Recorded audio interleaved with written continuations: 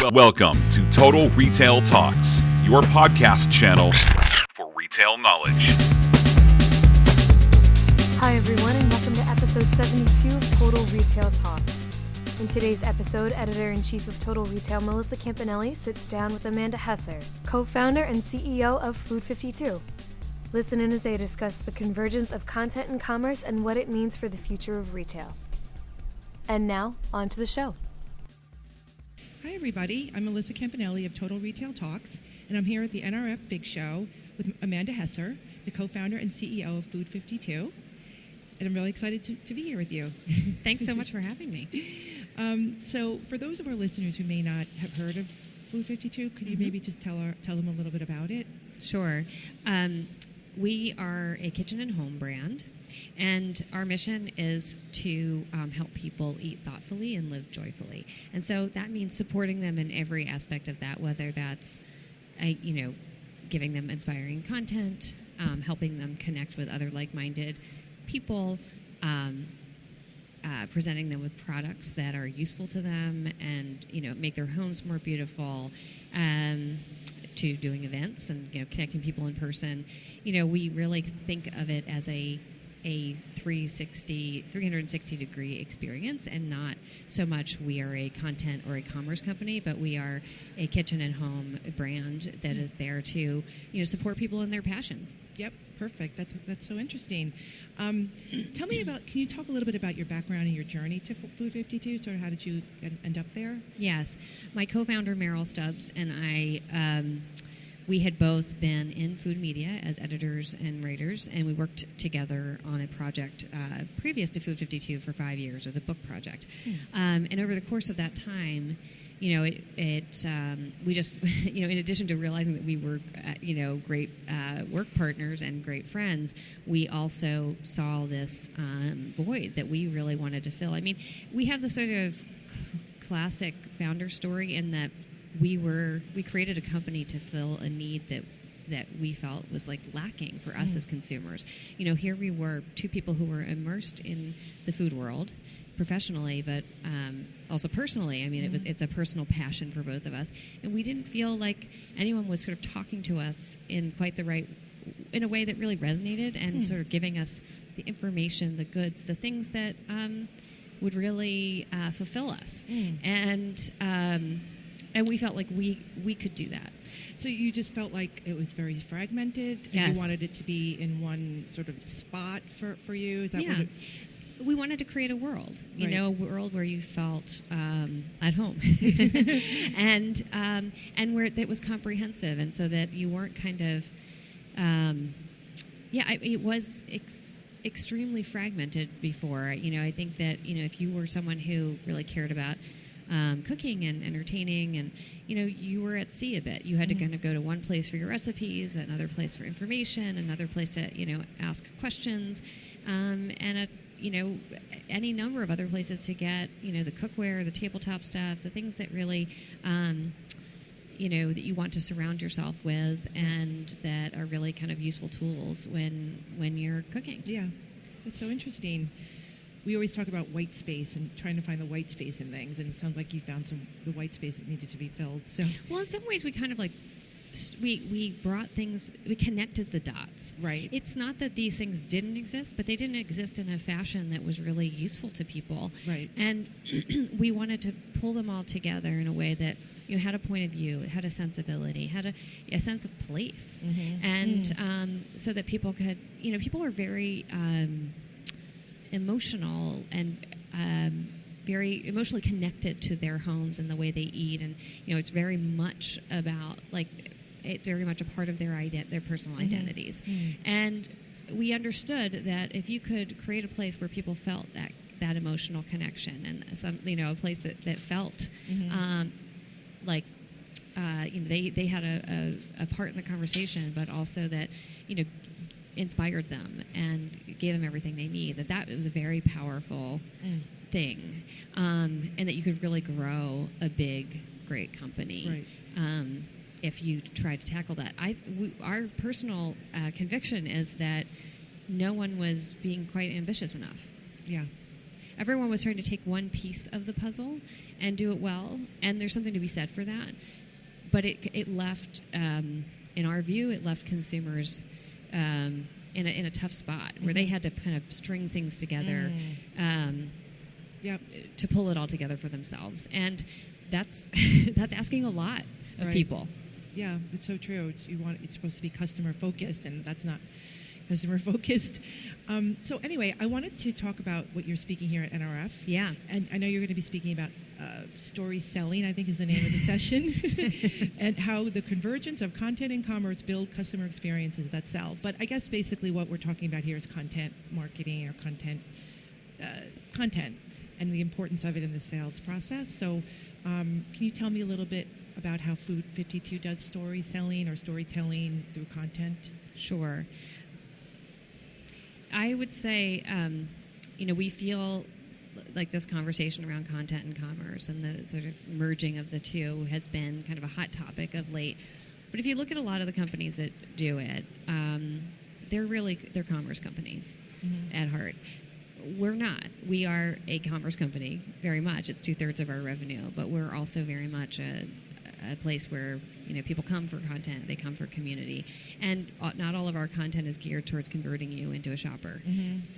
It's everything we do is geared towards creating a strong bond with you, and that sometimes you're going to come to us for a recipe, sometimes you're going to come to us to buy table linens. Now, but we do feel very strongly about storytelling around products, because we do think that there's been sort of an odd wariness about the story behind products. I mean, up until very recently, and now I think people have understood that people want to know where things are made, how they're made, why they're made this way, and I think that it's given us a great opportunity to tell powerful stories about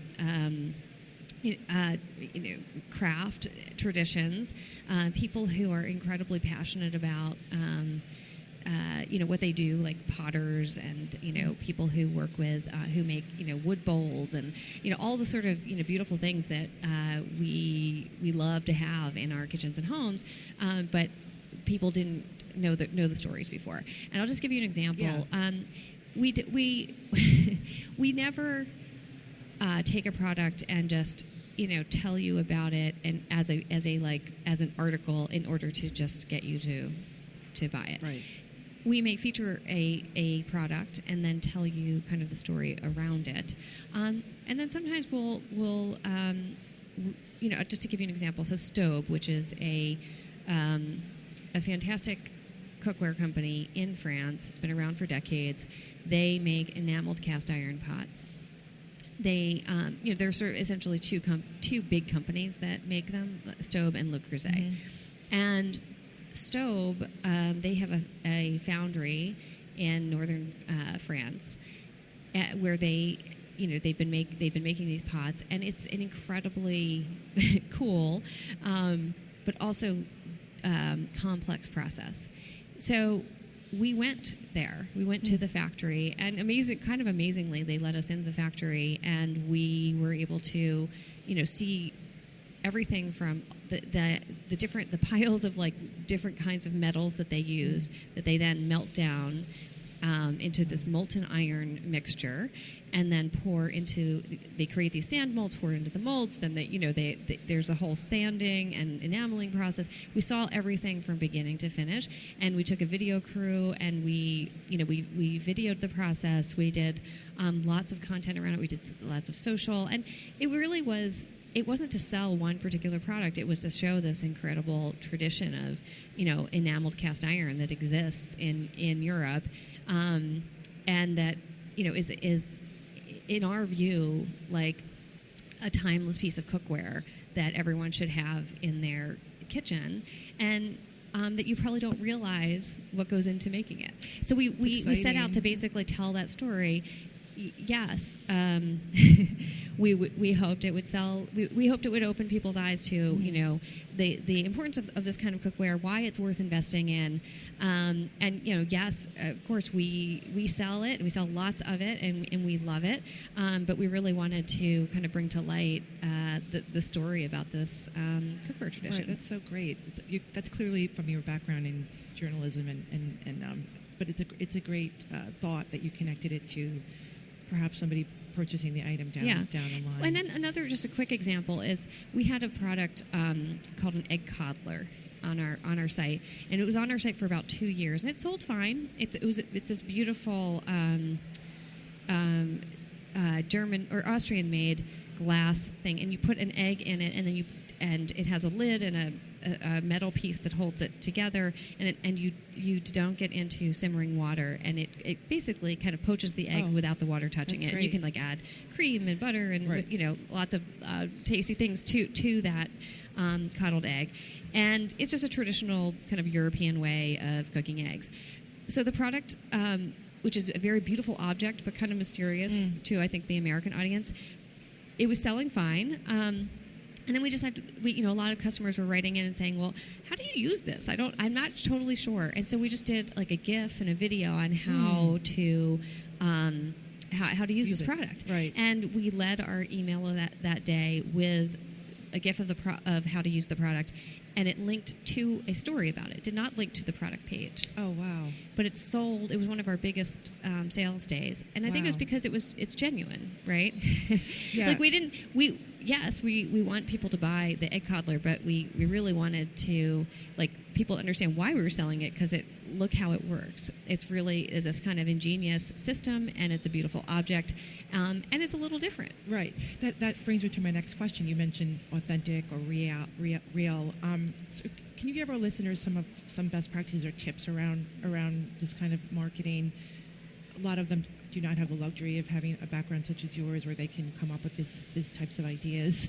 But is there anything that they could do that would make it, make their content more enjoyable? Well, I actually, I'm not sure I agree with what you just said, because I actually feel like not enough is done around to celebrate manufacturing. I think there's a romance around kind of handmade crafts these days and the stories behind them, and I do think those stories are wonderful, and there are so many kind of great personalities and tales to be told. But I actually think that kind of how anything is made is often very interesting, and why it's made in a certain way and how the materials are produced. And there's a lot of sophisticated engineering and really fascinating history there. And I actually would recommend that all companies kind of look at the products they're selling and think about ways to tell those stories. I do think that it helps connect your audience with what you're doing, and I think people always love a peek behind the curtain, no matter what, even if it's just giving a sense of place of where that factory exists and who works there. Like one of the things that we did, we also went to a cookware factory in Belgium called De Meyer, and De Meyer is not very well known here compared to a company like Allclad, but their cookware is superior quality.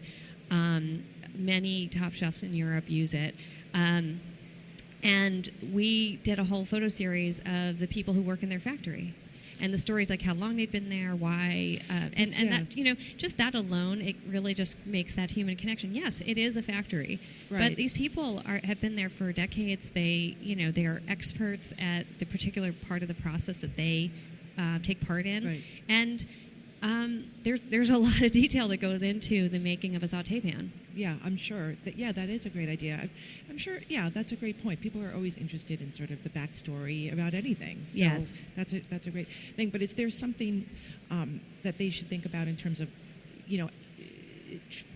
is it something that the marketing team should be involved in, or do you have any sort of best practices around that from a marketing perspective? Like, should they be hiring freelancers, or, I'm not sure if that's something that you could comment on. Well, I think that every company can benefit from having good storytellers on their team, and really unearthing what those stories are.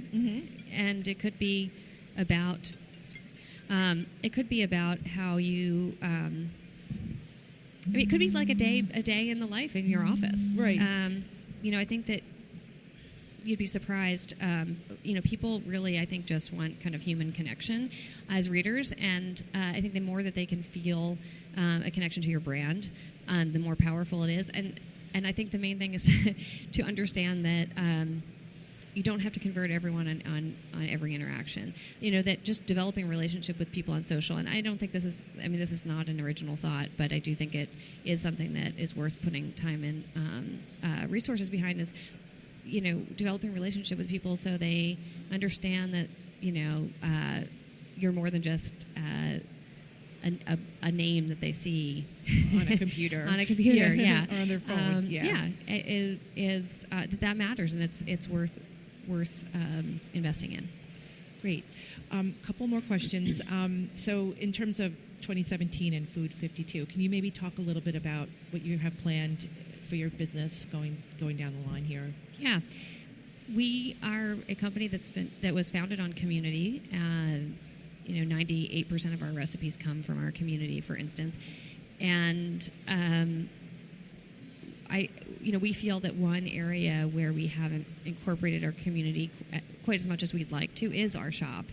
We've done things like there's a company named Hesser in Ohio that has been around for many decades, and they make these beautiful kind of glass bowls, like mixing bowls and cake plates.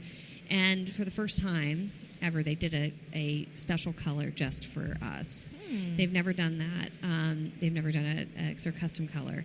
And then our audience, we chose 3 names, and we put that out to our audience, and they chose the name of the color. Wow. So getting them involved in the process, we want to do more of that. But also, we would like to find ways to incorporate their feedback and also their experience with our products on our product page. For instance, maybe Instagrams of the products in their homes.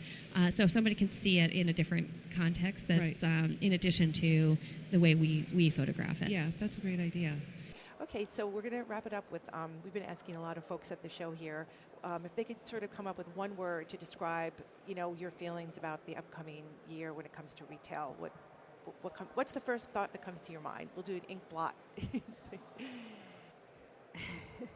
This is going to... Okay, I'm going to say the word, but I just want to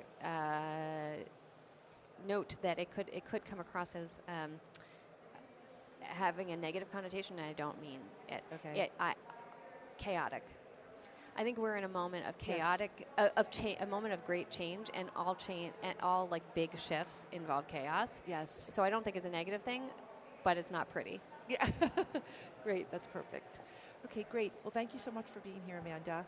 And we'll see you next time on Total Retail Talks. Great. Bye-bye. Thank you.